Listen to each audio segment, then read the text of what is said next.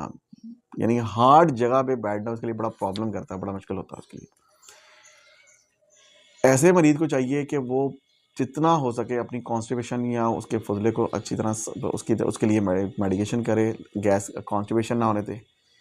अलामत क्या इसमें अलामत जो है वो मैं आपको बताता चलूँ कि एक तो जलन इस कदर शिद्दत की होती है, जैसे मैंने पहले बताया, बैठना बड़ा मुश्किल होता है, दर्द बड़ी टीस वाली होती है, जैसे शहद की मक्खी ने टंग मारा।